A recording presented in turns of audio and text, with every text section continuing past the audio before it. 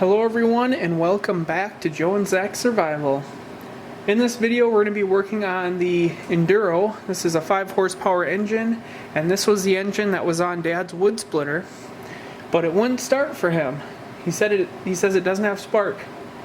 So he just bought himself a new motor, slapped it on there, but he wants me to take a look at this because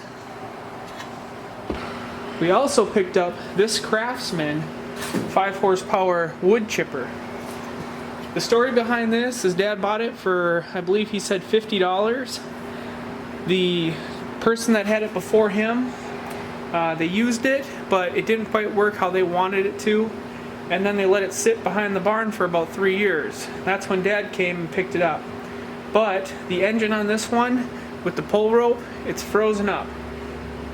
I believe he did say that he took the spark plug off and he put some WD-40 or some PB Blaster in there a while ago, so maybe that will help us out. But in the scenario that this engine can't be freed or fixed, at least now we have the other 5 horsepower, which as long as we can get the spark from it, we can slap it on here and he can have himself a nice little wood chipper. So we're going to work on the other engine first, and then we'll take care of this after. The one thing I forgot to grab from him was the gas tank. It was actually in his front garage, and I forgot to grab it from him before I left. It would normally sit right here, but that's okay. We can still free it up and get it all cleaned up, and I can use a ketchup bottle or something to get some fuel in there for it.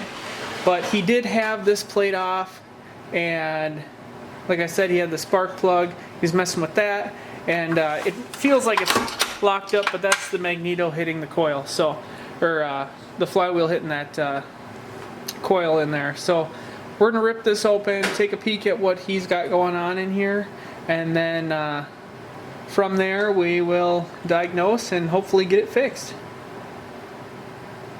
Okay everyone, you can see my breath today.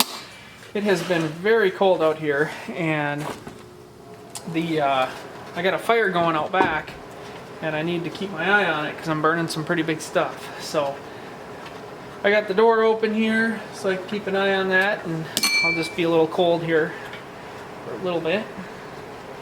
But get this cover off and take a peek at what is behind it.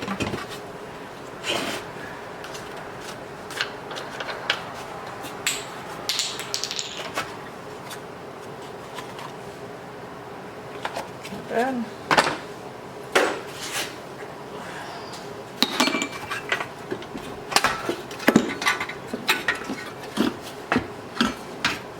He also mentioned this green wire. He didn't reconnect it, and he was unsure where it would go. We got all sorts of stuff happening here.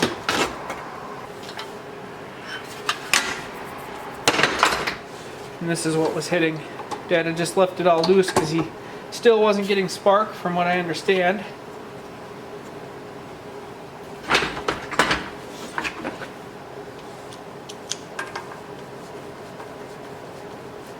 What I am thinking might be the issue is there's just rust on these, and it's just not getting a good enough connection. So,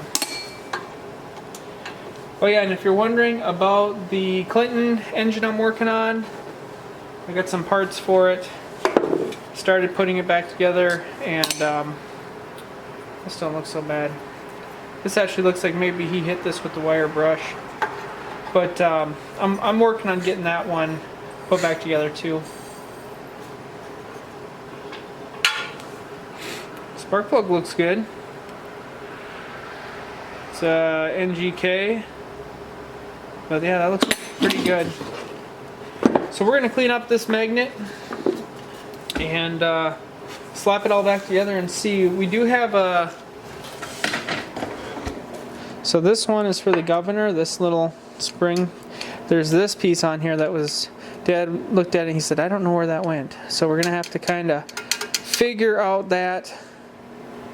And once we get our spark, then we're going to have to go through the carb, because he said that the carb was dripping out gas, which might just be dirty and the needle isn't sticking quite right. So that should be hopefully an easy fix.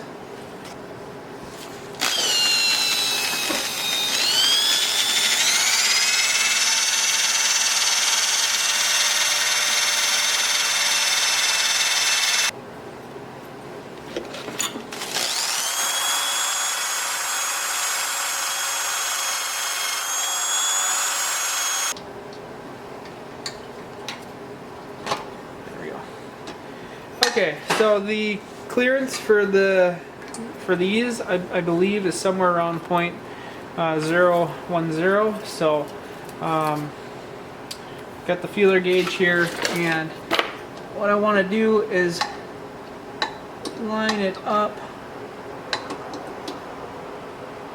stick that feeler gauge in there the best I can, and the magnet should suck it all tight together. Bend it through. There we go.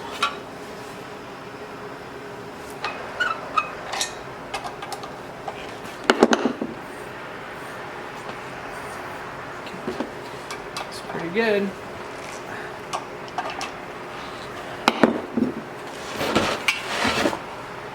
So now let's just see here.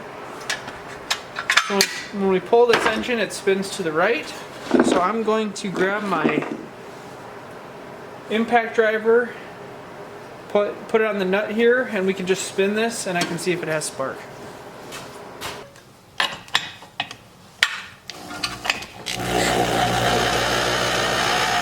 Yep, we got spark now. Yeah, we got spark. That's all it was. Beautiful. Well, that makes my life a little bit easier.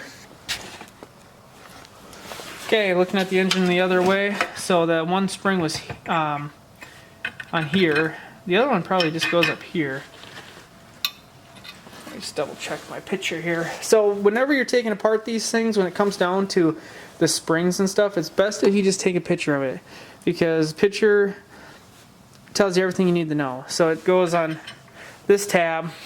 It was on there a goofy way, so I'm actually gonna make it go on there a way that I think is right.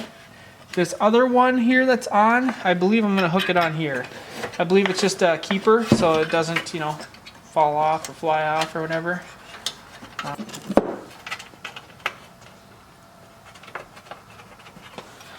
Oh, it looks like a 10 mil. I'd be sadly disappointed if this thing didn't have 10 mils for everything. That's just the way she goes. 10 mil. I don't know what this one is here.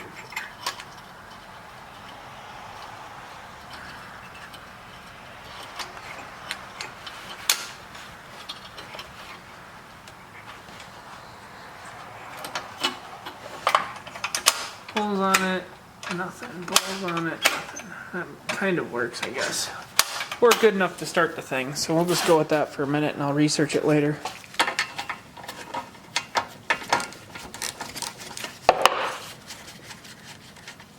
Let's take a sniff. That's old gas. Yeah, that's some old icky gas. Here they are. You can smell it. It smells kind of like varnish. That's just the way that gas goes nowadays. You let it sit for a minute and it's gross. The jet don't look terrible. Definitely plugged. Yeah. See, this is another. See how it's green? Green is a sign that it's just bad. Green means that the ethanol in it just went terrible. How's the rest of her look? But that's really not bad. I mean, it was running, so that's not bad. The jet's in the bottom of it, so good. Let's clean this up. For wondering, the neighbors behind me are having like a Christmas party or a New Year's party, so they have all their grandkids over and they're playing outside. Okay, let's spray this out with some compressed air.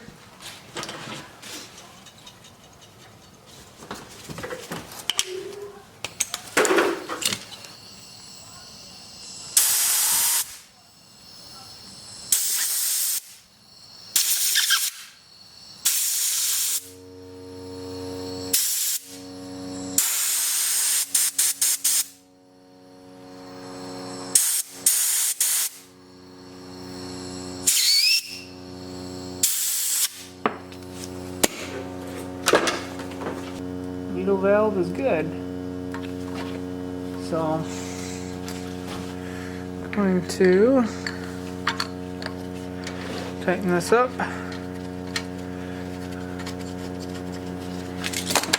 And I'll put some fuel down the hole there, I guess, and we'll see if we can, if it's still leaking or not.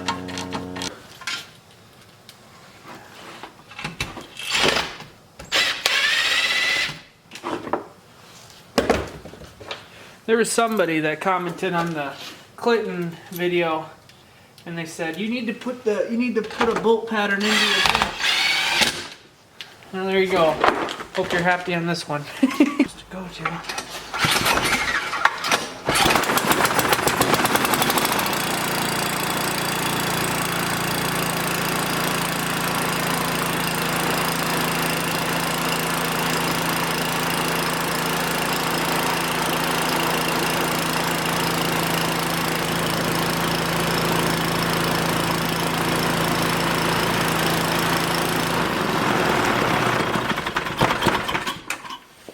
Oh, there it was. So the linkage on the bottom of this carb fell off. And as soon as I put it on there, she fired off. So that's all that it was. Awesome. Sounds like it's running good too. So that means that with this thing running, the only unknown is if this carb's still going to leak, because I don't have a fuel tank for it. But we're going to have to dig pretty deep into this project, so maybe I can nab that fuel tank and do a mock-up or something to see if this other one will go. But that's good. That was a real simple fix. So we're just gonna say that this is the end of I guess part one. Part one of that video. But this is the exciting one. This is the one I'm looking forward to. Oh, and she is locked up solid, so it'll be a good project. Let's I guess I'll see you guys next time, and we'll be working on the chipper. Thanks a lot for watching.